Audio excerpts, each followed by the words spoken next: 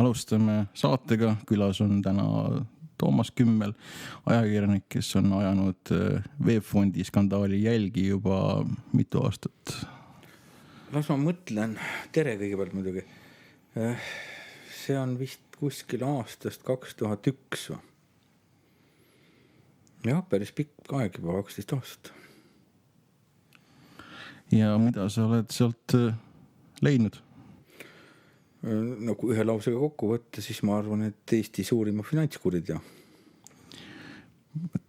Sellega on nõndaviisi ja põhjus tegelikult, miks ma kutsusin täna sind siia, et mina sündisin aastal 1926 ja sel ajal, kui toimusid need skandaalid, millest sina oled siin rääkinud, olin mina veel väga pisikene ja ma ei jälginud uudiseid loomulikult.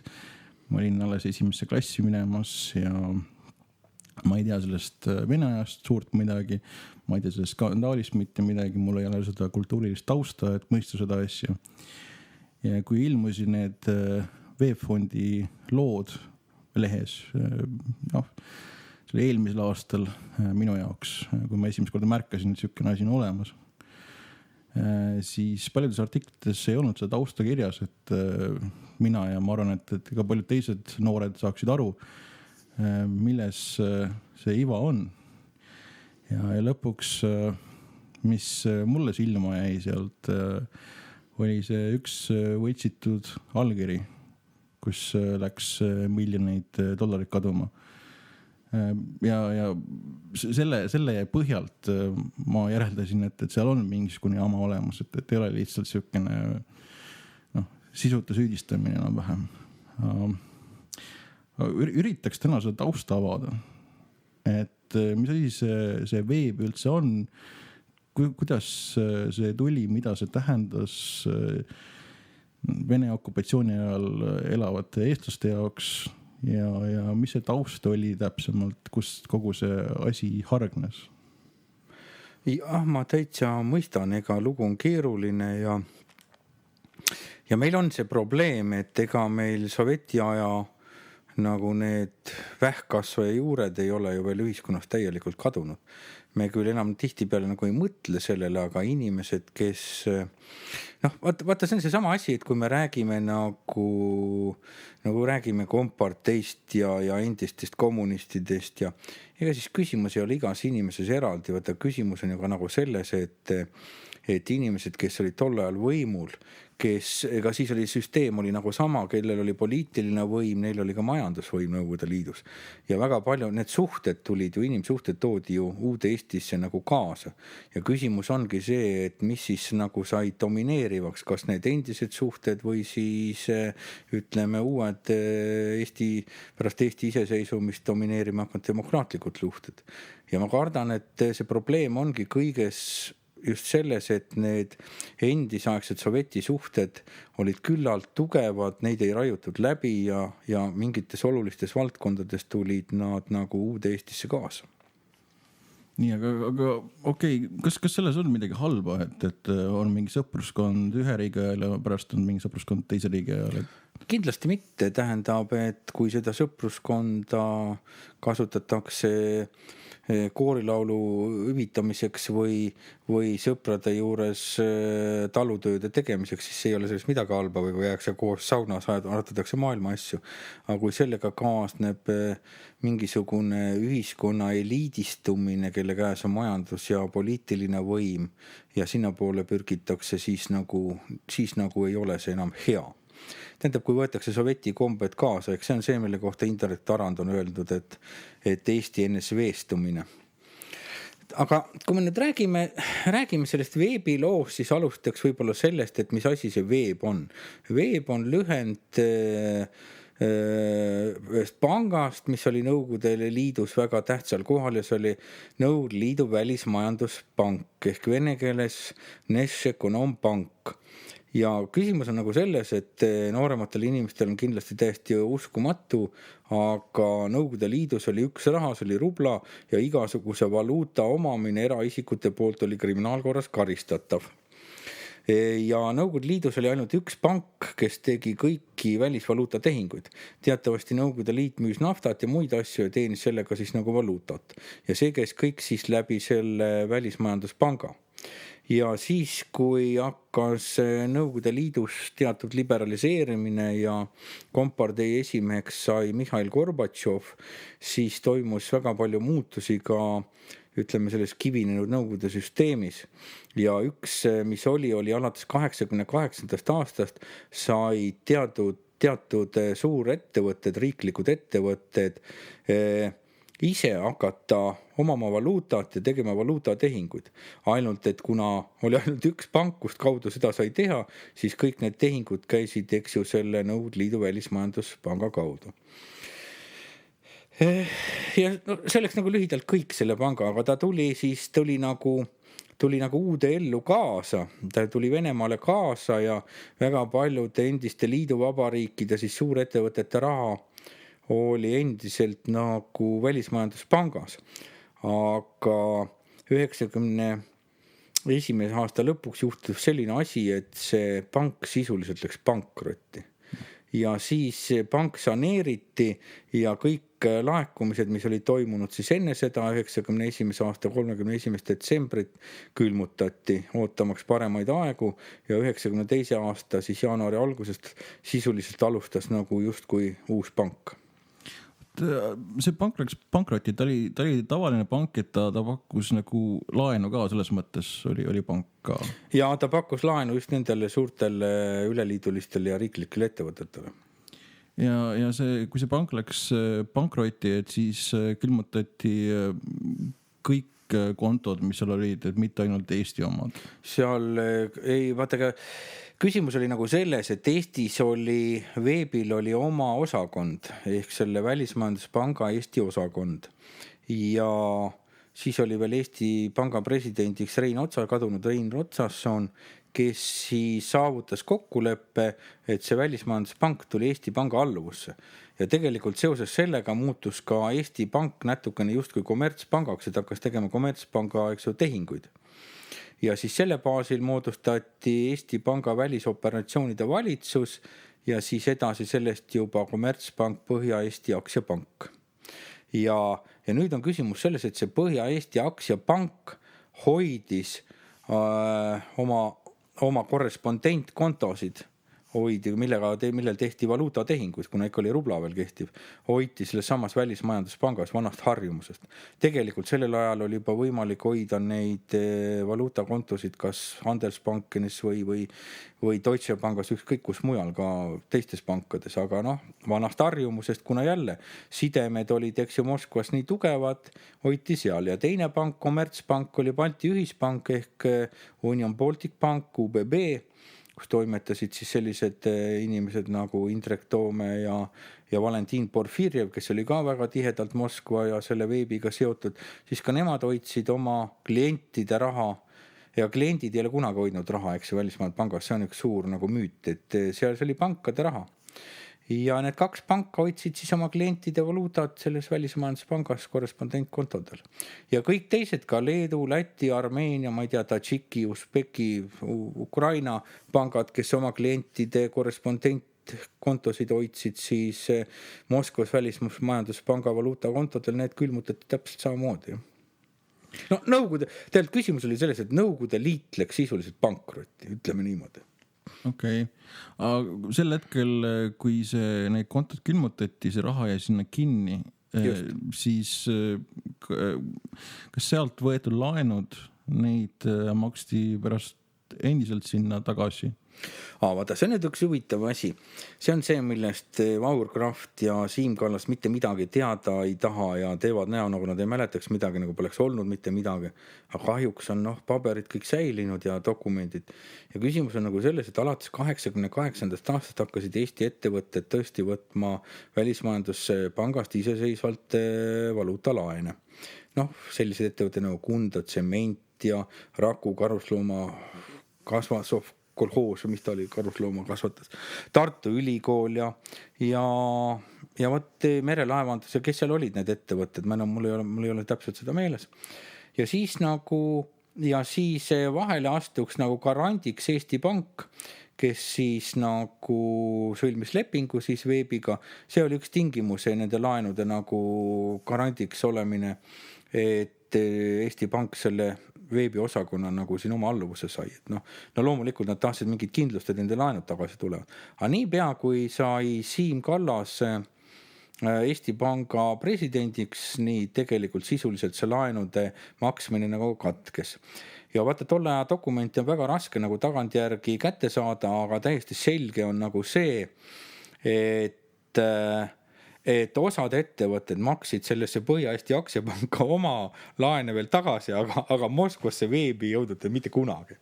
Nii et see on ikka puhtalt nüüd Eesti Panga hinge peal ja loomulikult ei ole venelased seda sugugi unustanud, sellepärast nemad võtavad kogu aeg nagu intressi ja see summa on kasvanud väga suureks. Ma tean, et mingisugune 2000. aastate alguses oli see summa juba mingi $60 miljonit, aga ma arvan, praegu võib olla see veel suurem. Et see on juba suurem, kui oli tegelikult see külmutatud raha, mis Moskvasse nagu jäi. Ja see on väga häbiväärne lugu. Aga teiseks, mis on venelastele hästi meeles, ei ole mitte üksnes ainult need laenud, aga 90. aastal Edgar Savisaare valitsuse ajal oli üleliiduline valuutafond, tähendab, et Eesti vajas täpselt ja kuna Eesti oli läinud ise majandamisele, siis Eesti vajas ju varuosasid, vajas kütust, vajas ravimeid ja seda kõike pidi Nõukogude Liit ostma valuuta eest. Ja siis oli selline valuutafond, mis siis jagas liidu vabariikidele ja kuna Eesti oli ise majandav, siis Eesti jäi kogu aeg nagu võlgu sellele fondile. Ja ka see raha on venelastel väga täpselt üles kirjutatud, mis Edgar Savisaare valitsuse ajal me saime, eks ju, selle valuuta eest kaupa ja jätsime nagu maksmata. Nii et ega meie olukord ei ole suurejooneline eriti. See muuseas seletab nagu seda ühte väga lihtsat küsimust, et miks kunagi nagu Siim Kallas, eks ju, räägib, et mitte midagi ei olnud teha, et miks ei pöördutud rahvusvahelise arbitraaži. Eesti ei ole seda mitte kunagi teinud ja küsimus on väga lihtne, kuna venelased oleks esitanud oma arved ja see kahjuks bilanss on meie kahjuks. See on tõsi. Okei, siis ma saan niimoodi aru, et Eesti Pank korjas Eesti ettevõtjatelt neid laenumakseid Põhja-Eesti Panga kaudu. Mingeid, osad ei maksnud üldse tagasi. Ma olen lugenud näiteks Kunda Tsemendi raamatupidamisest sellist suurepärast raamatupidamisbilanssi aruannet, kus on kirjas, et laene ei makstud enam tagasi seoses Eesti iseseisvumisega. Et seal oli erinevaid põhjuseid ja ma tean kindlalt, et oli ettevõtteid, kes maksid tagasi, ja mul on ka Virnade viisi dokumente, kus ilmselt selle kohta oleks tõestusmaterjali, aga mul ammu enam juba üksinda ei käi jõud kõigest sellest dokumendikuhjedest ka nagu üle, et mul oleks 10 inimest niisuguse korraliku kuupalgaga appi vaja neid asju läbi töötama. Aga see on tõsi, et oli ettevõtteid, kes siiski Põhja-Eesti aktsiapangale maksid tagasi, kuid sealt edasi Moskvasse ei jõudnud midagi. Nii, okei. Ja endiselt ikkagi külmutati need arved kõik ja praeguseks... Tähendab, oleme siis veel kord täpselt, et mis asi Moskvas külmutati? Külmutati 2 Eesti Panga korrespondentkontod. Mitte ühegi ettevõttega kellegi raha ei ole iialgi külmutatud. Külmutati 2 Eesti Panga. Nii et pangad hoidsid oma rahasid teises pangas ja seal läks külmutama. Valuutat seal. Ja samas need olid garanteeritud Eesti Panga poolt. Eesti Pank lubas igati kaasa aidata need laenude tagasimaksmisele, mis jäeti tagasi maksmata. See on nüüd nagu teine asi. Need on siis 2 eri asja? Jaa, need on 2 eri asja. Ühelt poolt said Eesti ettevõtted, riiklikud ettevõtted, juhin tähelepanu. Kõik riiklikud ettevõtted said laenu veebist ja teiselt poolt veeb läks pankrot ja külmutas 2 Eesti Panga korrespondentkontod, valuuta korrespondentkontod. Nii.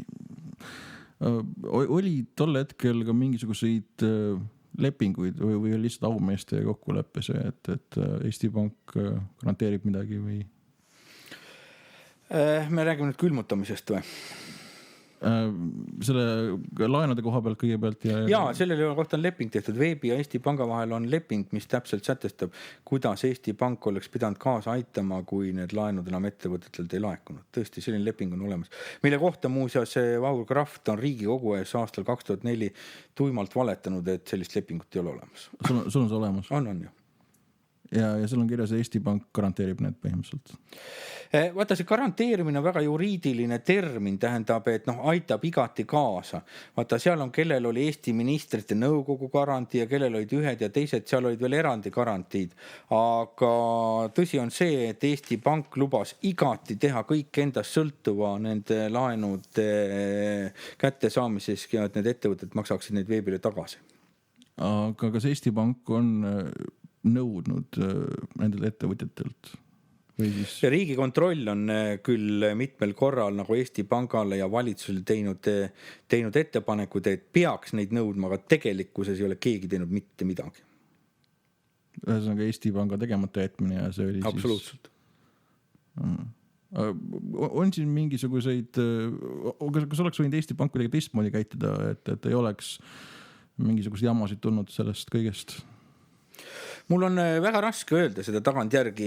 Ma arvan, et sellest külmutamisest ei pääsenud keegi, sest pankrott on nagu pankrott ja see oli veebil nagu ainukene võimalus. Tähendab, seal tõesti siis pärast seda, kui hakkasid need läbirääkimised Venemaaga, ega seal midagi erilist läbirääkimisi ei ole nagu toimunud ja üks suur vale on nagu see, et venelased on nõudnud, et Eesti maksaks Nõukogude Liidu endist välisvõlga. Tähendab, mingil hetkel oli see küsimus üleval ja venelaste mure oli tegelikult oli väga konkreetne. Küsimus oli selles, et Nõukogude Liidul oli välisvõlg, kuid Nõukogude Liidul oli välismaal ka tohutult varasid. Ja mina ei oska seda bilanssi nagu öelda, aga Nõukogude Liit tahtis liiduvabariikidelt nagu sellist kinnitust, kui sõlmiti nullvariant, et uued riigid, et neil ei ole küll kohustusi Nõukogude Liidu välisvõla maksmiseks, kuid neil ei ole ka pretensioone endise Nõukogude Liidu varale välismaal. Ja Eesti ei ole kunagi selle lepingule nagu alla kirjutanud ja ei kirjutanudki. Tänaseks on see tegelikult nullvariant võetud pro forma tegelikult arvesse, see kehtib tegelikkuses ja kõik endise Nõukogude Liidu välisvõlad on Vene Föderatsioon tagasi maksnud. Ja praegu ei räägi enam keegi sellest, aga räägitakse Nõukogude Liidu sisevälisvõlast ja see on sama, millest me räägime. Need on need laenud ja need on need Savisaare valitsuse valuuta sellest komiteest või fondist saadud siis kaubad, mis on maksmata jäetud. Jutt käib nagu sellest, mida venelased nõuavad. Et need on kaks väga eri asja, endine Nõukogude Liidu välisvõlg ja endise Nõukogude Liidu sisemine valuutavõlg. Okei, kui külmutamisest ei pääsenud ja Eestis need külmutatud varade arvelt tehti see nii-öelda see veebfond, mis juriidiliselt on selline veider konstruktsioon. Väga veider, jah. Aga põhimõtteliselt, kas Eesti ettevõtjatel, kes võib-olla mingid veebfondi osakuid omasid või omavad, et kas neil on mingid pretensioone reaalselt võimalik, on võimalik see raha kätte saada kuidagi? No tähendab, et riik ei ole mitte millegis ega Eesti Pank ega riik ei ole neid mitte millegis mitte kunagi aidanud, pigem vastupidi. Vaata, kui tehti 93. aasta jaanuaris sõlmiti veebfond, siis see oli nagu hädalahendus ja see oli selles suhtes väga, väga kihvt trikk, et päästeti ainsana siis see endine Põhja-Eesti aktsiapank, mille põhjal tehti siis uus pank ehk Põhja-Eesti Pank, mis on tegelikult hiigel kahjumit tootnud ja riigile väga palju ja maksumaksjale väga palju kahju teinud. Aga need ettevõtted, kes hoidsid oma raha, Põhja-Eesti aktsiapank said ilma kõigest.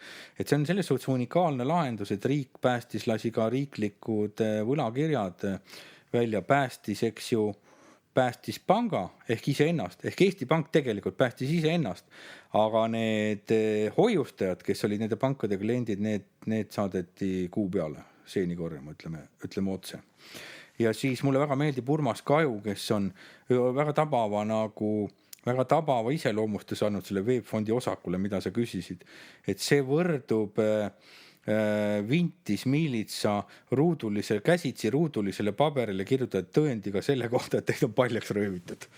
Et ja see on tabav, see on väga täpne, jah, täpselt. See on täiesti, ma ei tea, nagu Totu Kuul, see i-taimede aktsia või see on mingi müstifikatsioon, millega ei ole mitte midagi peale hakata. Et ma arvan, et see paber ja see trükimust, mis on seal peal, maksavad nagu rohkem kui see osaku väärtus. okei. Ja see on nüüd selgeks saanud, sellepärast, et vaata ju valitsus, geniaalne valitsus Andrus Ansipi juhtimisel ju algatas eelnõu, mida Riigikogu menetles ja vastu võttis, kuidas see probleem lahendada. Ja siis seal oligi, et need osakud maha müüa ja osakute väärtus selgus on ümmargune 0, et need ju püüti nüüd müüa, et jah, ja nendega tutvumiseks oli ka seal tohutu tasu oli vaja maksta. No jah, see kõik oli, tähendab, see oli nii kirjeldamatu tsirkus, et seda ei ole mõtet siin nagu inimeste ajusid vaevata mingi valitsuse väljamõeldud lollusega. Nii, kui see veebfond või mitte veebfond, vaid see kui pank külmutati ja saneeriti seal seda asja Venemaal, et siis see mõjutas ju kõiki endisi liiduvabariike. Absoluutselt. Ja kas sealsed inimesed ja ettevõtjad on oma rahad kätte saanud? Ja, tähendab, Venemaa andis välja võlakirjad, millega nendele pankadele ja ettevõtetele, kelle rahad sinna jäid, kompenseeriti võlakirjadega.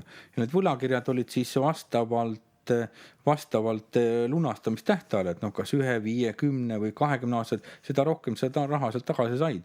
Ja kuna need on turul vabalt ringlevad väärtpaberid, siis nende võlakirjade väärtus on 100%, et Venemaal suudeti see asi lahendada. Ja nendel riiki ja paljudel teistel riikidel, endistel Nõukogude Liidu vabariikidel siis nende Vene ettevõtjate kaudu samamoodi. Ja vaata siin see põhipettuse koht ju nagu oligi, et ühel hetkel saatis ju Venemaa 94. aasta lõpul ka Eesti Panka kirja, et palun saatke meile andmed nende ettevõtete kohta, kes olid Vene residendid. Seepärast nemad oleksid saanud siis taotleda, eks ju, neid võlakirju ja oleks sisuliselt oma raha nagu tagasi saanud. Ja siis kirjutaski Eesti Pank, eks ju,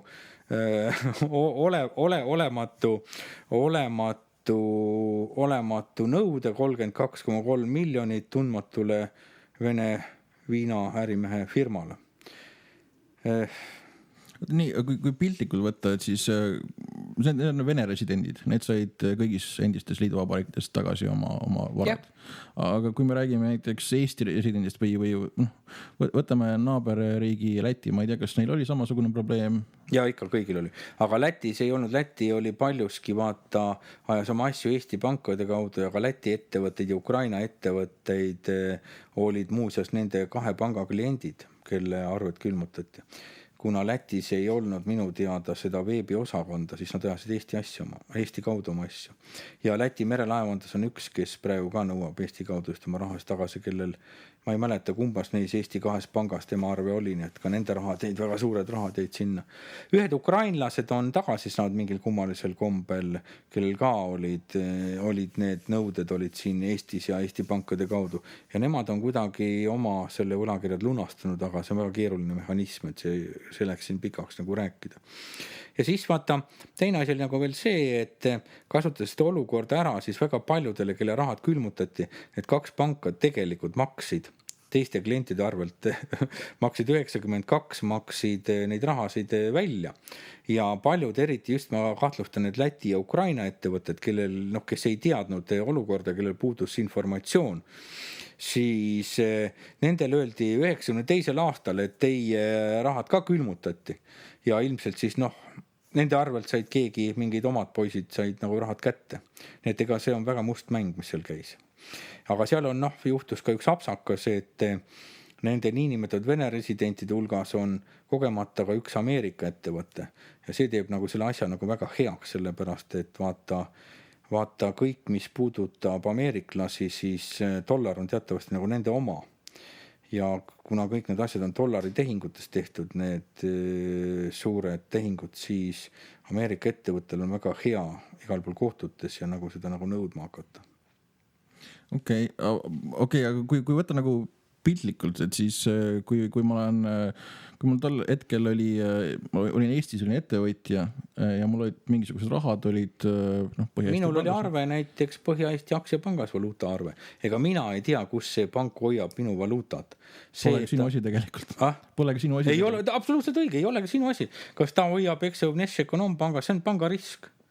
Vaata, see ongi kõige naljakam ja kujutad ette nüüd need pangad, eks ju, kes hoidsid oma raha vales kohas ja kannatasid, siis nemad päästeti, eks üks neist õigemini oli Eesti Pank ainult. Ja need hoiustajad, need visati nagu tänavale.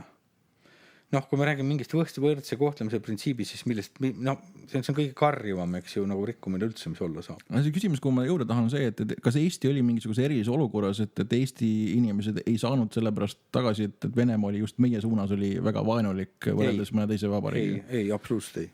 Ei olnud? Ei, no see oli puhas majanduslik asi, see oli puhas pankrot, noh, vaata, see on öeldakse, noh, tisake tapa või maha, kui kuskilt ikka võtta ei ole, et rahasi ei ole, eks ju, noh, jah. Aga venelased on alati öelnud, aga teatavasti, et nende ettepanek oli selline, et Eesti valitsus peaks ise nagu leidma võimalused nendele pangaklientidele, Eesti pangaklientidele rahad leida ja tagasi maksta, kuna, eks ju, et laen ei maksta tagasi. Ja kuna, eks ju, jäeti kunagi maksmata sellesse üleliidulisse valuutafondi. Ja see oli mingi kokku, oli üle 30 miljoni siis neto, eks ju, aga praegu on need summad, ma ütlen, noh, ma ei kujuta ette, võib-olla 3-kordistanud. On kusagil mingisugust nimekirja ettevõtetest, et kes... Kõik on väga täpselt olemas. Kes ei maksu tagasi? Kõik on väga täpselt olemas. Ja kunagi on isegi ülikooli vastu mingisugune kriminaalasi algatatud, aga noh, need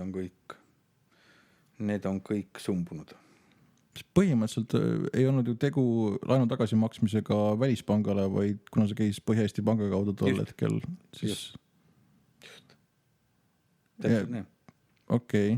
See oleks umbes niimoodi, et mina võtan Swedbankast laenu, ütlen, ma ei maksa rohkem tagasi ja Swedbank on samas selle laenu edasi müünud või kuhugi mujale mingisse muusse panka. Ja, on küll, täpselt.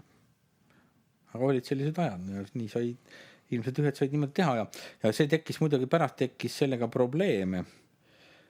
Sellega tekkis probleeme just nimelt erastamise käigus, et vaata Kundal tsemendil oli see ja siis nad ostsid merelaevanduse nõude, vastu nõude. Et see näitab, et noh, seda probleemi ise tunnetati ja sellest saanud nagu aru. Aga peab tunnistama, et nii Eesti kohtud kui Eesti jõustruktuurid on alati nagu silmad kinni pigistanud nende probleemides. Sellega ei ole tahetud tegeleda. Noh, see on suur ja keeruline ja väga vastik probleem, et noh, see ju väga, vaata, see väga palju puudutab väga paljusid inimesi, eks ju, noh, ja väga vastikult ja valusalt puudutab. Ja nii ta on. Kus olid siis Põhja-Eesti panga omanikud või juhid, et nemad ei tahtnud siis kliendid maksaks neile raha tagasi? Mul on jube raske öelda, ma ei saa sellest aru, ma ei tea miks. No. Mul on raske vastata sellele. Noh, need olid ka kõik ikkagi niisugused Sovjetia majandusmeed ja Sovjetia inimesed ja nagu Urmas Kaev oma raamatus on kirjutanud, ikka kõik olid suured Siim Kallase sõbrad. Ega Siim Kallas on alati ennast ümbritsenud elus heade ja kindlate sõpradega. Väga palju kamraade on tal, sest ülikooli komsomolikomitee päevist ja no siis mujalt sealt Sovjeti ajast. Põhja-Eesti panka täna ei ole olemas. See on küll. Kus ta on? Tähendab, Põhja-Eesti pangal on õigusjärglane. Nii, kes see on? Seeb. Ja need lainulepingud läinud üle ka Seebile? Kõik on juriidilises mõttes on kõik aegunud. Kas lainuleping saab aeguda niimoodi, kui klient... No ei saa ilmselt, jah. Pahatahtlikult jätab maksma. Aga on olnud üks kohtukeis, kus üks Vene firma ostis mingisuguse võlanõude Kunda tsemendi ja sai alastamatult tappa Eesti kohtutes. Mis argumendiga?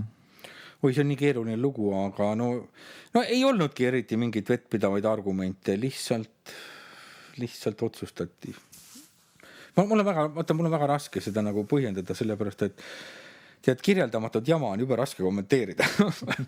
Et noh, mis ma ikka, see on nii pikk omaette lugu, et noh, vaata ilmselt kardeti seda pretsedenti, et siis oleks hakatud kõiki nõudma ja järelikult siis kohtusüsteem nagu riigi murest sai aru ja tuli talle vastu. Ma ei oska muud nagu järeldada sellest. See oli ilmselt eelmisel sajandil veel? See oli eelmise sajandi lõpp ja selle sajandi algus, ütleme niimoodi. Ma ei oska praegu enam peast öelda. Või isegi oli 2001-2002 kuskil või seal. See köitis kõvasti mu nagu tähelepanu ja minul oli see kasulik tänu sellele, et ma sain sealt väga kõvasti igasuguseid veebidokumente kätte tänu sellele kohtuprotsessile. Et mul oli mul oli see nagu sellepärast, mulle see protsess nagu meeldis, aga nendele, kes kohtus käisid, muidugi see kindlasti ei meeldinud. See on nagu selge. Nad raiskasid palju raha ära ja tulemus oli ümmargune 0. Seda kindlasti. Mida peaks tegema üldse? Kas annab praegu üldse midagi teha? Muidugi annab. Tähendab, et on küll jah.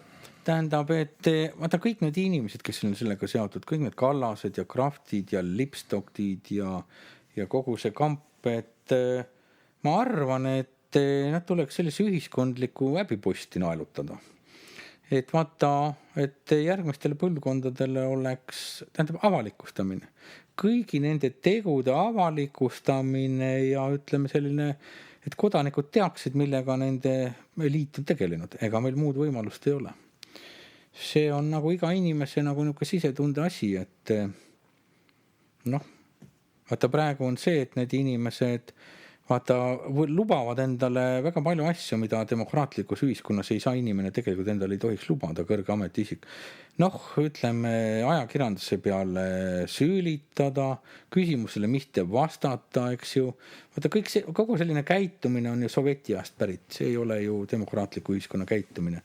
Ja küsimus ongi, et kui kaua ühiskond nagu talub seda taolist käitumist, aga praegu nagu me teame, siis on moodustatud Riigikogu komisjon selle asja uurimiseks, see on tohutu suur edusamm. Teiseks on Riigikontroll asja väga põhjalikult nagu ette võtnud. Ja ma arvan, väga loodan nendele kahele üritusele, kes nendel on tohutu ressurss, neil on tohutud võimalused ju minust palju suuremad, kõik see asi viimased detailini avalikusta, mis mina teen seda põlve otsas ja vabast tahtest, eks see on võrreldamatud. Et selles suhtes ma arvan, et me saame selle loo üksipulgi selgeks. Sest vaata, küsimus on ju selles, et ka kogu aeg on kõik need aastad on ühiskonnale ju tuimalt nende inimeste poolt valetatud, jõhkralt valetatud. Tähendab, et demokraatlikus ühiskonnas jälle nagu avaliku elu tegelased nagu ei tohiks valetada, et valetamine on nagu taunitav asi, et see on nagu Euroopa kultuuri üks osa. Kui ma vaatan praegu seda Vahur Kraftigi, siis see on ikka uskumatu, kui palju see mees on ikka suutnud valetada sellist, ütleme, väga lolli, rumalat, labast valet ja inimene on pangajuht, et see tundub minule nagu kummaline. Finantsinspektsioon teoorias peaks vähemalt kontrollima neid inimesi. Finantsinspektsioon on Rahandusministeeriumi loo otsas, ka Eesti Pank ei suuda nagu eriti neid mõjutada, nii palju kui mina olen aru saanud ja nii kaua, kui meil on selline suurepärane rahandusminister, ma arvan, ei juhtu midagi. Eks võib-olla aeg näitab. Samas see teema ja see praegune sinu argumentatsiooni sõnavõtt, et inimesed valetavad, see ei ole demokraatiale kohane ja nad on ajakirjanduse peale sülitanud ja nii edasi. Mõnes mõttes ma võin öelda oma isikliku seisukohast, et mind see natuke häirib, et kui ma sattusin esimeste selliste VEB-fondi artiklite peale, siis seal oli see on minu hinnang. Et see oli minu arust oli 90% oli sihukest loosunglikku lähenemist ja 10% võib-olla siukseid fakte, mis tegelikult toimus.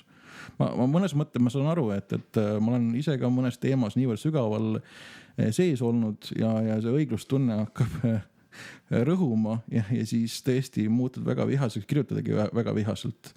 Aga samas mulle tundub, et kui tahta ühiskonda tõmmata sellesse debatti ja neid veenda, et siin oli tõsine jama, et siis peaks võib-olla natuke rahulikumalt lähenema ja rohkem tõesti üksipulgi neid fakte lahti harutama. Ma olen nõus, ma olen sellega nõus, tähendab, eks see ole, vaata nagu tunnetuse küsimus, et ühel hetkel on vaja natukene emotsiooni ja teisel on fakte. Vaata, tegelikult me oleme ikka täna võrratult palju edasi liikunud, need komisjonid, aga teine asi on see, et vaata ühiskonnas oli moodustunud selline ringkaitse. ja vaata selle ringkaitse nagu lõhkumiseks oli vaja igasuguseid nippe, oli vaja ka natuke emotsiooni mõnel hetkel. Ja ma ütleks seda, et vaata esimene põhiseaduslik institutsioon, mis on sellest ringkaitsest välja tõmmatud, on nagu Eesti Pank. Ja see on minu arust ikka väga suur saavutus, sellepärast et kui Eesti Pank ei ole neid dokumente ei oleks avalikustanud, siis me ei oleks täna seal, kus me nagu oleme.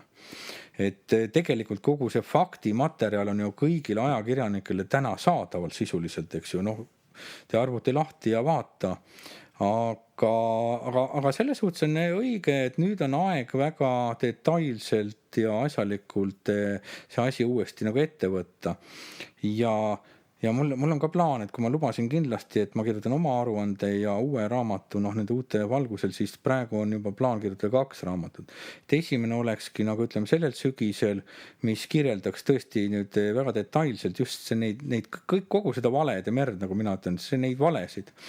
Ja siis mingil hetkel, kui see asi on nii küps, siis ma kirjutaksin uuesti kogu selle loo lahti, et selline plaan nagu praegu nagu on. Sest vaata, ta on nii suur lugu ja jube raske on väikseid artikleid. Nad on ikka ühest või teisest episoodist, et ta ei haara nagu tervikut, et selles suhtes on ka ajakirjandusel on väga raske nagu olnud, et ma saan täiesti nagu aru. Ja vaata, aga sealt on ka tulnud, eks ju, teisi selliseid väga huvitavad arenguid, et tegelikult on ju meil 2 põhiküsimust, mis selle looga nagu on, et ma kirjutasin nagu ka üles just selle, et kes mõtles välja kogu selle riisumiskeemi, see on ju üks küsimus ja teine on see, et kes sai raha, kuidas raha jaotate. Et nendele 2 küsimusele meil tegelikult täna siiamaani veel vastust ju ei ole, ehkki me oleme väga kaugele liikunud ja ma arvan, et me juba kuskil aimame need inimesed, kes on, ütleme, selle infoga võib-olla rohkem kursis, aga need on põhilised küsimused. See riisumiskeem, sellele sa mõtled seda võltsitud allkirja, millega läks Aleksander Mati firmale? Jah. On seal mingisugune uut infot või on sul endal mingid infot, mida sa ei ole veel avaldanud? On. Seal on palju ja Matist on väga palju huvitavat infot, et siin ma võib-olla ei hakka pikalt seletama 2 huvitavat fakti. Esiteks on Aleksander Matt on Eesti kodanik, järelikult ta on Eesti õiguskaitseorganite poolt igati kättesaadav. See on nagu üks asi. Ja teine asi on nagu see, et see firma TSL International ei ole kunagi kuulunud Matile. Et siin on väga, väga, väga uskumatuid arenguid, et kõik see asi ikka võtab päris pööraseid tuure, kui sinna nagu süveneda. Kuidas sa ei ole talle kuulunud? See nõue oli TSL-i nimel, TSL-i esindajad võtsid seal raha välja. Ma arvan, et see kõik on võltsitud. Ei, aga kellele see firma siis kuulus tolle hetkel ja kust on see info tulnud, et see läks just Mati kätte see? Ma arvan, et ta esines selle firma nimel, aga tegelikult tal selle firmaga mingit erinevat pistmist ei ole. Ja ilmselt oli vaja lihtsalt mingit võltsitud keha, millega see raha välja võtta. Oota, nii, aga TSL oli olemas, see kuulub Matile, aga Matt käis ja tema... Ta oli offshore, tüüpiline offshore. Aga kusagil on dokument, et raha anti Matile ja tema allkiri on selle, et ta võttis vastu. Kõik on Mati. Tähendab, need firma blanketid olid sellised käsitsi kirjutatud ja need on naerunumber ja ausalt pitsantit võib iga üks nagu teha. Tähendab, ma olen kätte saanud TSL International majandusaasta aruanded. Ja mul on ka andmed nende tegelike omanike kohta ja siin tuleb suuri üllatusi, aga ma ei tahaks praegusest pikemalt nagu peatuda. Kas need omanikud on Venemaa kodanikud? Ja, Venemaa kodanikud. Okay. No päris sellised, ütleme, mitte küll esimese, aga teise kaliibri oligarhid. Neil on võib-olla huvi selle vastu, et raha kätte saada? Absoluutselt. Neil on huvi võib-olla selle vastu, et kes nende firma nimel tehinguid tegi. Et siin läheb veel põnevaks. Ja vaata, ja siis ütleme, see rahade jagamise seisukohalt me ei ole tänaseni päevani saanud vastust, kust tuli R-hoolduse rahad. Näljaks on see, et inimesed lähevad väga nagu krampi ja tuletame meelde, et Reformierakonnal oli kunagi üks suurepärane firma, kes rahastas nende valimiskampaaniat, kus oli 3 omanikku, Siim Kallas, omanik oli Reformierakond ja 3 nõukogu liiget. Siim Kallas, Andres Lipstok ja Märt Rask. okei, see erahoolduse teema, see on tol hetkel ma saan aru, et ei olnud see valimisraha piirang nii tugev, kui ta praegu on. Aga raha pidi kuskilt tekkima.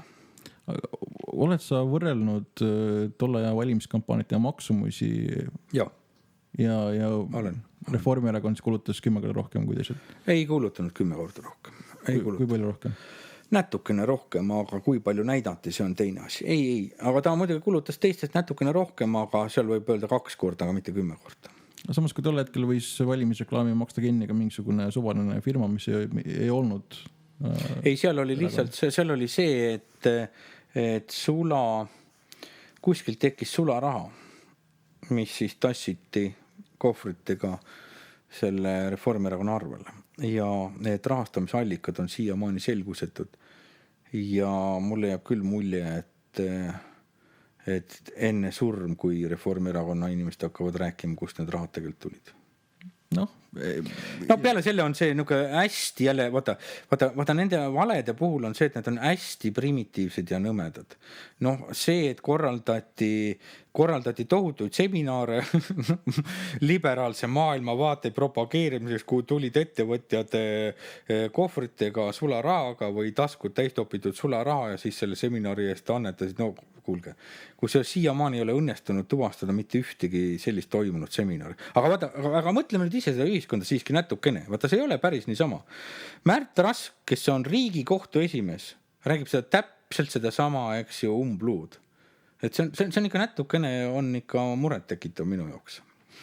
Et ühiskonna tervise suhtes. Mis siis, et ta on lahkuv, aga... Jah, inimesed, kui nad lahkuvad kusagilt, siis neil on komme rääkida, mis tegelikult valesti on. Et Rask oli samuti Tartu kohtusüsteemi kohta avaldas nii lühti. Ja. Tegelikult see küsimus, kuhu ma ennem tahtsin jõuda, et tolleaegse regulatsiooniga nii palju, kui ma olen aru saanud, mis puudutas valimiste ja üldse erakonna rahastamist, et kas meil on üldse võimalik võrrelda põhjalikult erinevate erakondade valimiskulutusi? Ei ole. Ja meil ei ole, see on natukene nagu maffia raha liikus, kõik käis ju ainult suulise kokkuleppe alusel ilmselt ja sularahane, kus sa ei ole, jah. Nii et väga raske oleks ka öelda, et Reformierakond kulutas 10 korda rohkem kui teised või kas või 2 korda rohkem kui teised või... Ei, muidugi on võimatu öelda. Absoluutselt võimatu. Kas teistel erakondadel on ka olnud mingi kahtlusrahastust? Ma saan aru, et Isamaa andis oma raamatupidamise kuhugi arhiivi, kus see oli avalik. Vaata, Isamaal on vist ainukene, kus on arhiivis kõik dokumendid enam-vähem nagu säilinud, aga vaata, siin on ju, mida Reform ju kogu aeg õhku viskab, on mingid sotsiaaldemokraatide rahastamised, Ossinovski rahastamisküsimused. Siis Keskerakonnast meil pole üldse mõtet rääkida, eks neil on kogu aeg probleeme olnud ja küsitav. Eks kõigil ole see taak, et jah. Kas tänapäeval on see asi puhtam mõnes mõttes? Eks ta ikka järjest puhtamaks läheb. Ma vähemalt tahaks seda nagu loota, sellepärast, et järjest vähem on võimalik ühiskonnas niisuguste meetoditega nagu tegutseda ja vaata, järjest vähem on ühe grupeeringu kontrolli all põhiseaduslik institutsioon. Ega nad ei jõua seda lõpuni hoida. Ka tähendab, minule ei ole mitte mingisugune küsimus otse öelda, et ka Riigikohus tegelikult on ju Märt Rask, üks Reformierakonna algatajaid ja maksumaksjate klubi liige ja ma arvan, et ka see on tohutu samm edasi, et nüüd Riigikohtu esimees valiti riigikohtunike enda seast.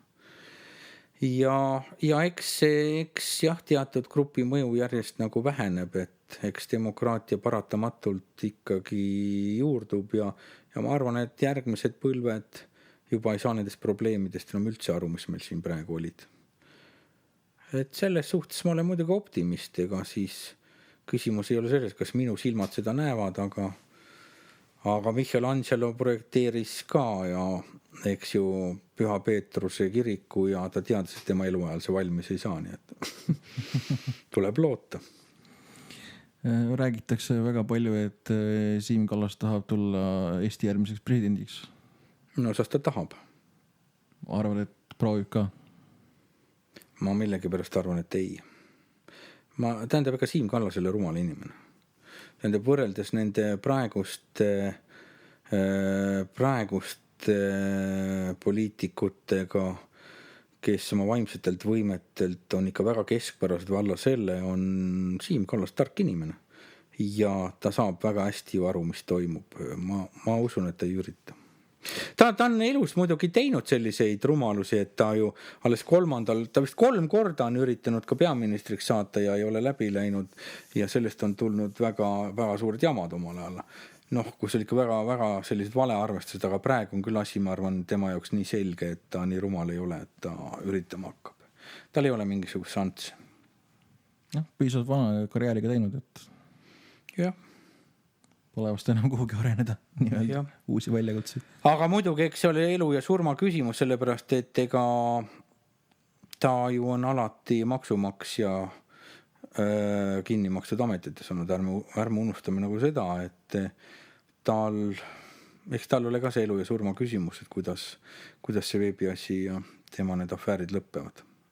No, ma arvan, et ei ole raske talle kusagilt mingisugune amet leida pensionipõlveks. Ja, kindlasti. Selles ei ole vast küsimus. Just sai ju Eesti Panga nõukogu esimeheks Mart Laar. Ja tema oli kõigi nende sündmuste keerises seal 90. alguses. Jah, oli. Vaata, mul on jube raske, ma olen seda nii palju mõelnud ja tegelikult ma olen ka Laariga sellest isiklikult nagu rääkinud. Ja mulle siiski tundub, et Eesti Pank oli riik riigis, et väga paljudest, vaata, Mart Laaril on majandusharidust.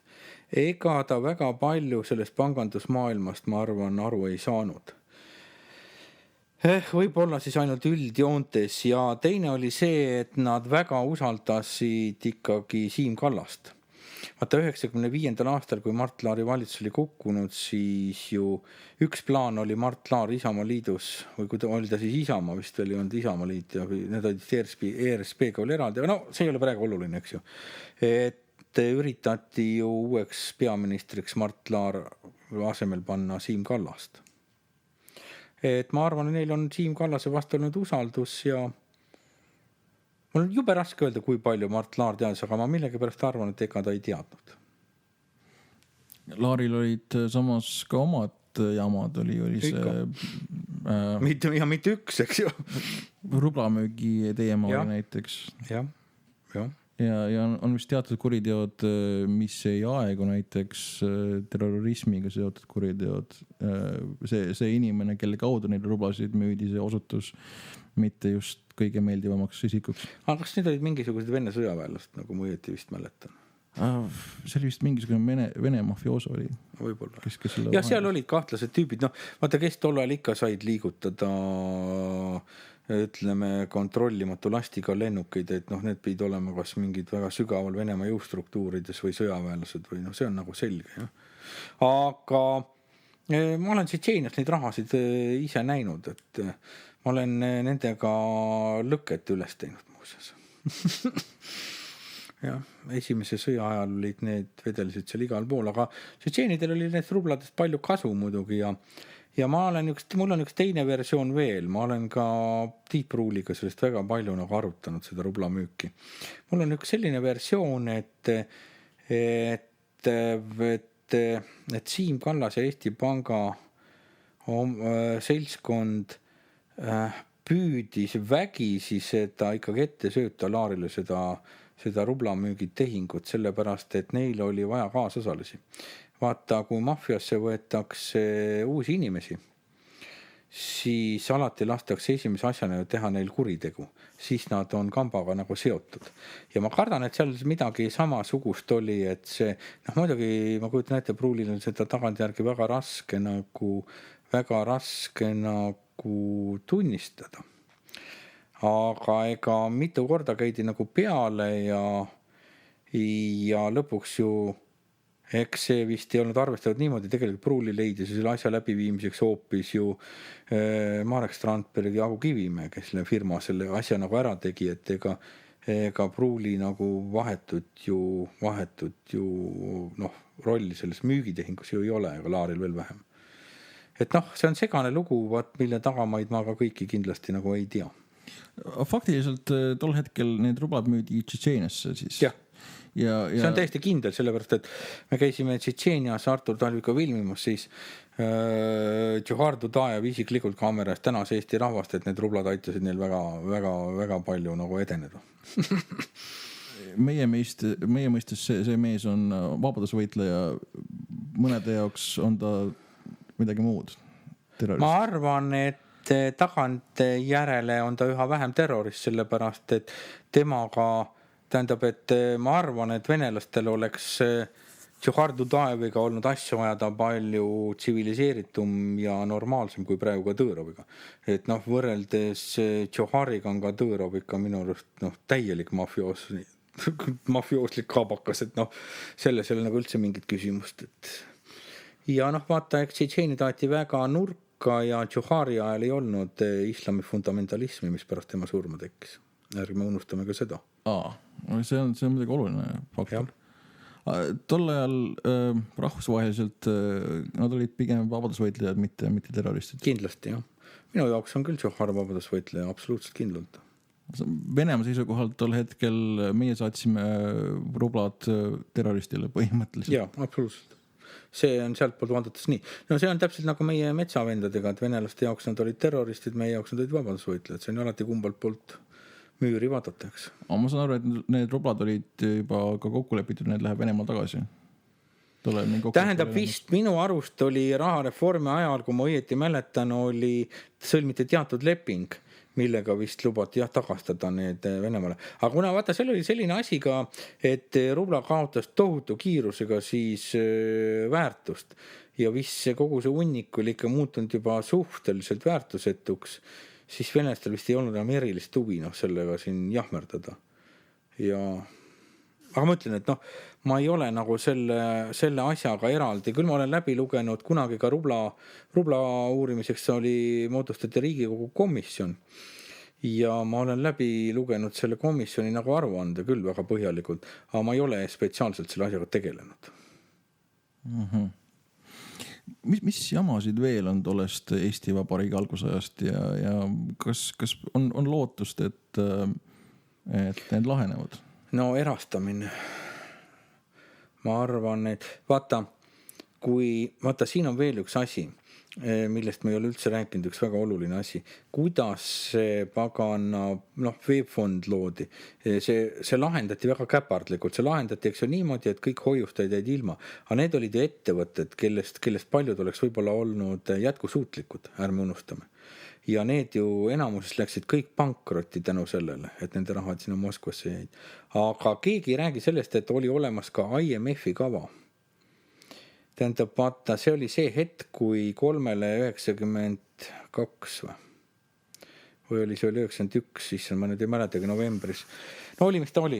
Kuulutati moratoorium, need oli 3 panka, Tartu Kommertspank, Põhja-Eesti Aktsiapank ja seesama UBB. No Tartu Kommertspank natukene sellest nüüd erineb, et nendel olid muud probleemid.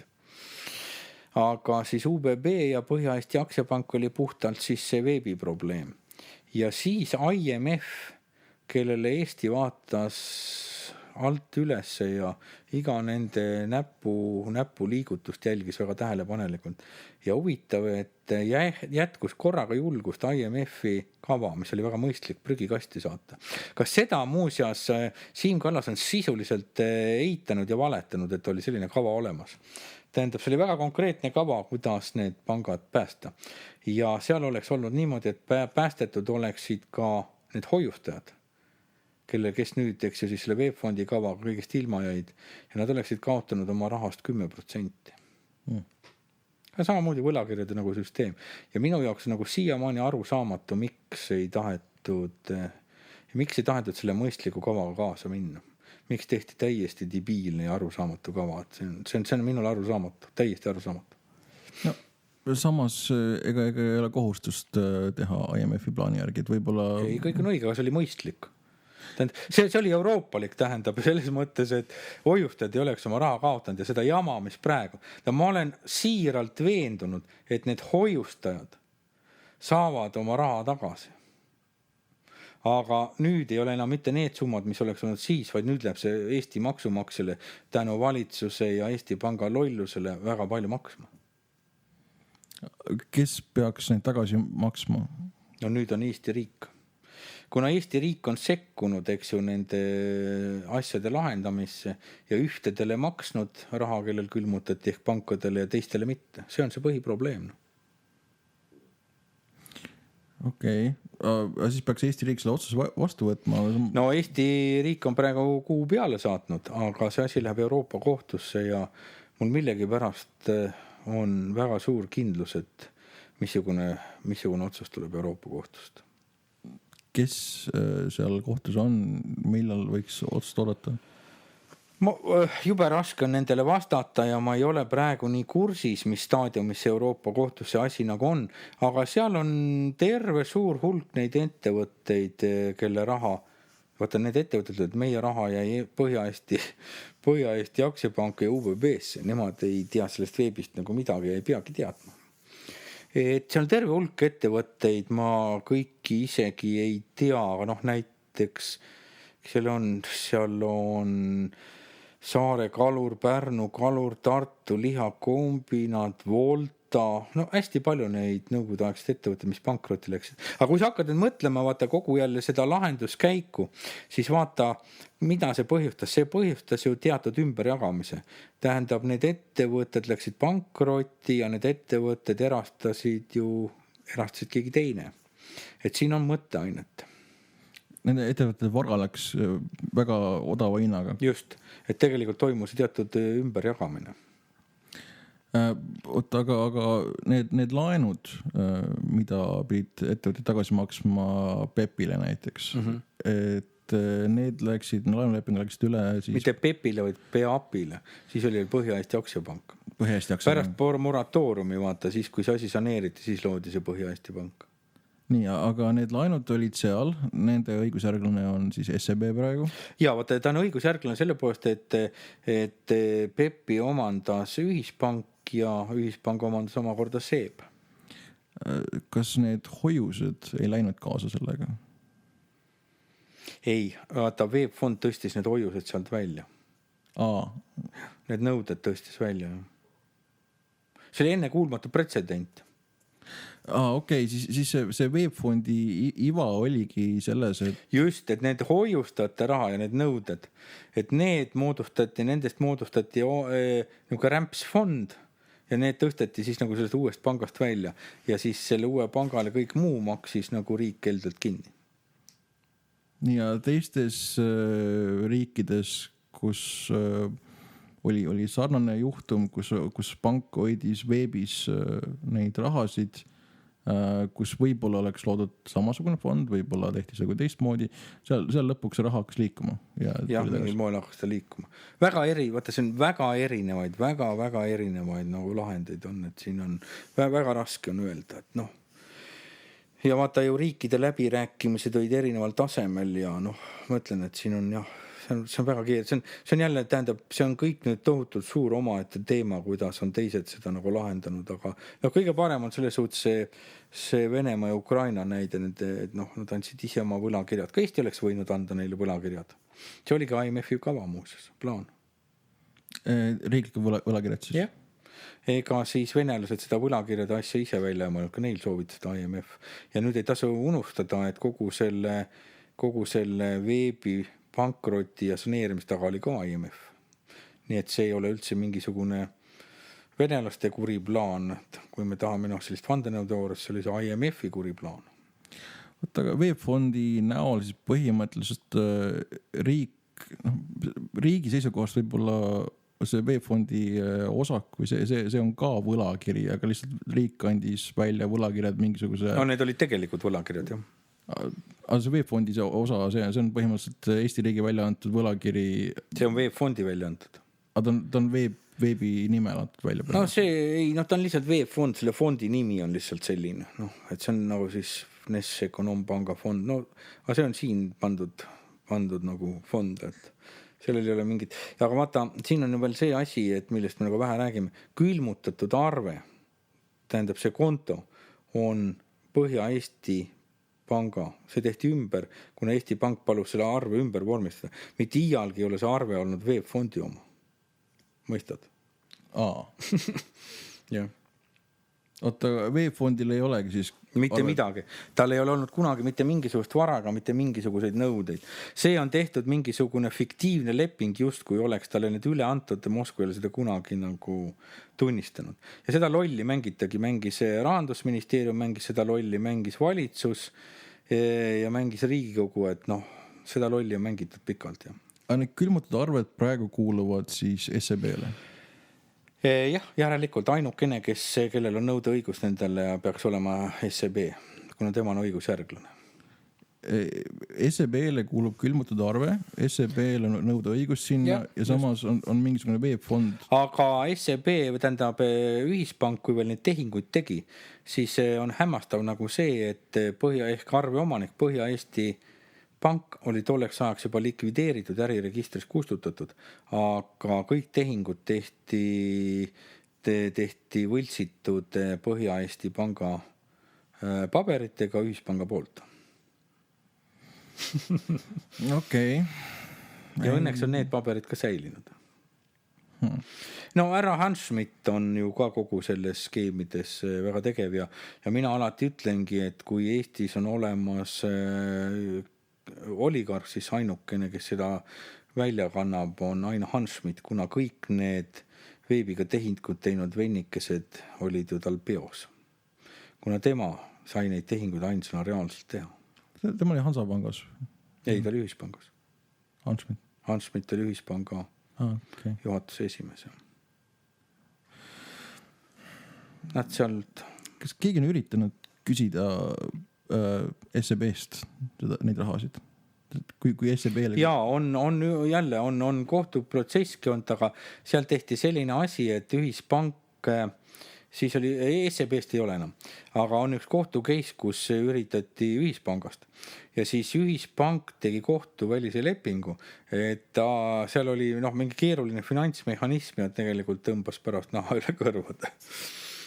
Seda on üritatud, aga need võlausaldajad olid rumalad, et nad läksid kokkuleppele ühispangaga ja see tõmbas neil naha üle kõrvade. Jaanek Mägi oli siis, töötas ühispangas, tema oskab selle kohta, oskaks väga palju öelda, aga ma millegipärast kardan, et ta ei taha midagi öelda. Jah, need 90-ndad oli päris huvitav periood. Jaa, aga vaata, see kõik on kandunud, vaata meie tänasesse päeva, see on nagu kurb, et inimesed, kes nende taga on olnud, võiksid nagu, kuidas öelda, jalga puhata. Ma olen, üks asi, mida ma olen mõelnud tükk aega, et Eestis ei ole sükest iseseisvumisega seotud loomemüüti nimega. Et meil see 30 asi, 20 asi, et seal see pätsiga oleks natukene nihu ja me väga palju ei taha rääkida sellest. Samas praegusel ajal meil on on Savisaare versioon, meil on Laari versioon, siis on meil mingi võib-olla Kallase versioon sellest, et kuidas me saime iseseisvuse ja mis siin täpselt juhtus. Ei, siin on väga lihtne. Siin on tegelikult utreeritud Rahvarinde versioon ja utreeritud Eesti Komitee versioon. Ja see vastuol on ühiskonnas siiamaani nagu olemas, aga eks need mõlemalt poolt ole natuke utreeritud ja tõde on ju kuskil seal kahe vahepeal, et tegelikult olid kõik nagu tollased asjad tollal vajalikud selleks iseseisvumiseks ja küsimus on selles, et kes tagantjärgi selle au nagu enda peale, eks ju, saab. Vaata, mõnes mõttes see oli see üks, oli see õigusliku järjepidevuse nagu aga teine oli see igapäevane reaalne elu, et vaata ainult tihtipeale memorandumite ja dokumentidega ei saa riik ise seisvaks teha, et vaja on seda igapäevast tööd okupatsiooniorganites ka, et tõde on seal kuskil vahepeal. Ma arvan, et neil kõigil oli omaette roll, aga tagantjärele jah, see ma mõtlen just selle koha pealt, et see on ju ka autoritaarsuse tundemärk. Minu jaoks, kes mina mina Vene aega ei mäleta väga. Sa ei ole midagi kaotanud. Inimesed ei taha sellest Vene ajast väga palju rääkida. Räägitakse võib-olla üksikuid detaile, aga sükest nagu järjepidevust ma ei tunneta, et oleks sükest juurte tunnet nii väga. Et mul on natukene häbi öelda, et USA riigi loomisest mina tean natuke rohkem kui Eesti riigi taasloomisest. Sest et USA on sellesse müüdiloomesse ja selleste mütologiseerimisse väga palju investeerinud, see müüb, neil on väga kindlad sellised kujud, keda nad räägivad, kellest räägivad. Ja nagu tugipunktid läbi kelle see kõik üles on ehitatud, see on tõsi, jah. Ma ei olegi niimoodi mõelnud, aga see on tõesti tõsi, mis sa praegu räägid. Aga kes peaks olema need, kes Eesti noorte jaoks loovad need juured, et nad tunneksid sidet Eestiga, kui ei taheta rääkida Vene ajast, kui ei taheta rääkida 90-ndast, seal toimus igasugust sigadusi, neid ei ole lahti arutatud veel. Kes peaks olema see, kas Lennart Meri on ainukene sükene puhas kuju võib-olla tollest ajast siis?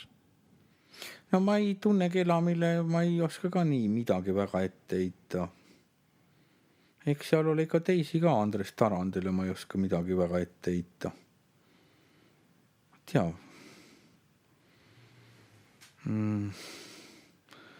Eerik-Niiles Krossi, Jaan Krossile ma ei oska midagi ette heita. Neid inimesi on tegelikult väga palju. Vaata väga Jüri Adamsele. Vaata väga paljud inimesed ju tõmbusid ka tagasi, tähendab, et kes olid tol ajal tegevad, ega siis kõik inimesed ei tunne ennast, et nad peaks poliitikud olema. Aga pärast on ikka see, et väga paljude inimeste nagu töö ja saavutused kirjutavad ju poliitikud kõik endale, eks nagu ikka. Et ma arvan, et seal on tuhandeid täitsa tavalisi mõistlikke inimesi, ajakirjandus tollane. Ikka tollane Ekspress ja see esimese perioodi Eesti Ekspress, kus mul ka õnnestus osaleda. Et see oli ju kõik on ju, ega seda ei saa ajaloost maha kirjutada. Et ma arvan, et just need vabaduse sümbolid võib-olla, ma ei tea, ajakirjandus, Eesti esimesed vabad ajalehed, ma ei tea, mingisugused Kaitseliidu esimesed struktuurid, need kõik ju aitasid kaasa, et ja eks poliitikud kõik omal moel, ega siis, ega me ei saa ju ka öelda, et siis Savisaarel mitte mingit rolli ei olnud, eks ju. Isegi ma arvan, et Karl Vaino oli üks kompartei esimehena ja Vaino väljas hoopis midagi muud. Ega see kõik on väga, väga, väga keeruline. Vaata, ma olen eluaeg komparteid jälestanud oma südames ja hinges tõesti jälestanud viimase veretilgani. Et ma ei ole ka objektiivne võib-olla.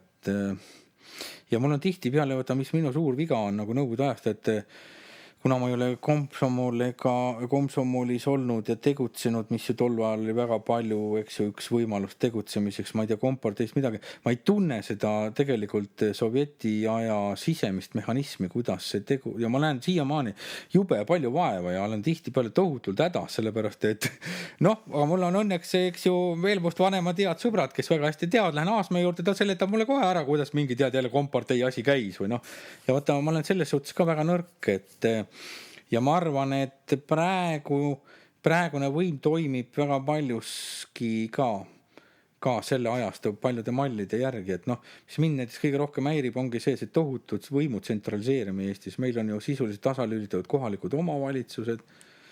Vaata, partei kongressidel käib koos, palju käib? Vähe käib. Väga vähe. 10% ei tule. Liikmemaksu maksab alla 10% inimesi, ülejäänud on puhas balast. Et tegelikult see otsustajate ring on muutunud niivõrd väikseks tänu selle tsentraliseerimisele. Võib-olla ongi, ma ei tea, 500 inimest Eestis otsustavadki kõik. Okei, see on selline poliitiline otsustamine.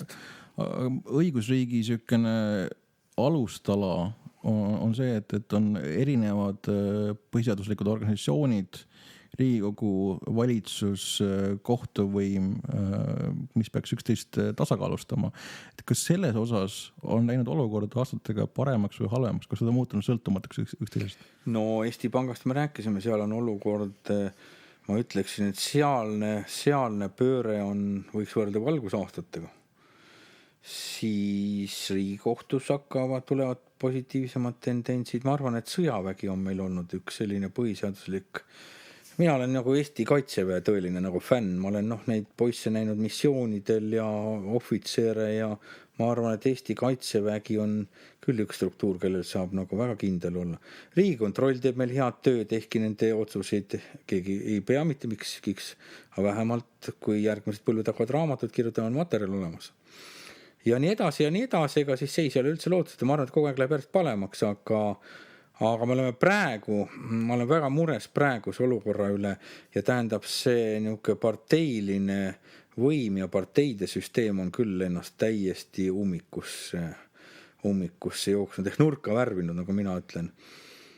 Ja ma arvan, et Andrus Ansip oma isiksus ja tema valitsus on ikka väga suur oht praegu Eesti demokraatiale ja Eesti arengule. Põhimõtteliselt võiks kokku võtta, et õigusriigi siukse põhimõtete koha pealt on läinud olukord paremaks, aga demokraatia on stagneerunud. Jah, ma arvan küll, jah. No, siis tuleb käisid üles käärida ja hakata tööle. Absoluutselt. Jah. Aga ma loodan, et oli huvitav kuulata inimestel ja ma ei tea veel, mis järgmise nädala teemaks tuleb, aga ma loodan, et tuleb vähem sama huvitav. Nägemist.